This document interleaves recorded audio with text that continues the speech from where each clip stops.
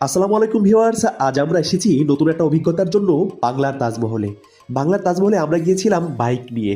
সেখানে পৌঁছাতে প্রথমেই বাইক পার্কিংয়ের ব্যবস্থা পাই, যার জন্য পার্কিং চার্জ ছিল 50 টাকা। পার্কিং এরিয়া পেরিয়ে সামনে এগোতেই চোখে পড়ে নানা রকম সুন্দর শোপিস।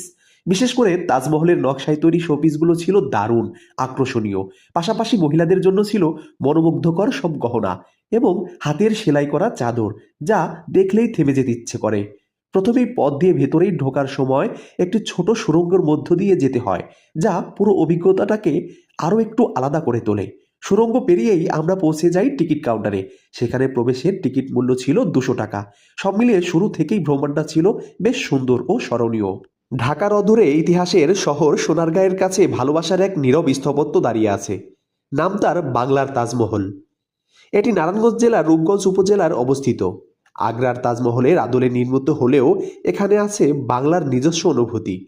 সাদা রঙের স্থাপত্য, খোলা প্রাঙ্গণ আর চারপাশে সবুজ, সব মিলিয়ে জায়গাটা যেন ছবির মতোই সুন্দর। সূর্যের আলো পড়লে এর সৌন্দর্য আরও বেড়ে যায়, আর বিকেলের সময়টা সবচেয়ে রোমান্টিক। বাংলার তাজমহলের ঠিক পাশেই অবস্থিত রহস্যময় পিরামিড চক্রিয়া। কৌতূহল আর সামান্য শিহরণ নিয়ে আমরা প্রাইভেট অনুমতিতে ভেতরে প্রবেশ করি। ঢুকতেই চোখে পড়ে নদীর ধারে ছড়িয়ে থাকা সবুজের রাজ্য। সবুজ গাছগুলো যেন প্রকৃতির শাড়ি পরে নীরবে দাঁড়িয়ে আছে। ভেতরের এগোতেই একে একে সামনে আসে মানুষের আকৃতিতে সাজিয়ে রাখা প্রাচীন নির্দেশনাগুলো। ইতিহাস যেন পাথরের গায়ে নিঃশ্বাস ফেলেছে। এক পাশে রয়েছে বানরের খাঁচা, আরেক পাশে ক্ষুদিরামের ফাঁসির মঞ্চ। দাঁড়িয়ে থাকা শরীরের ভেতর দিয়ে কেমন একটা শীতল অনুভূতি বয়ে যায়।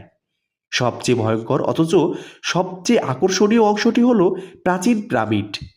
পিরামিডের নিচে সংরক্ষিত রয়েছে রাজা রানীদের মৃতদেহের মমি। ভেতরের পরিবেশটা ছিল একটু ভীতিকর, অন্ধকার আর নীরবতায় মোড়া। তবুও সাহস সঞ্চয় করে আমরা ভিতরে ঢুকেছিলাম, আর ইতিহাসের সেই নীরব ভয়ের রূপ নিয়েছিল এক অপূর্ব অভিজ্ঞতায়। ভয় আর বিস্ময় মিলিয়ে পিরামিড চক্রিয়া প্রতিটি মুহূর্ত ছিল অনন্য। ইতিহাসকে এত কাছ থেকে দেখার অনুভূতি সত্যি ভাষায় প্রকাশ করা কঠিন। শুধু উপভোগ করা যায় আর মনে গেঁথে রাখা যায়।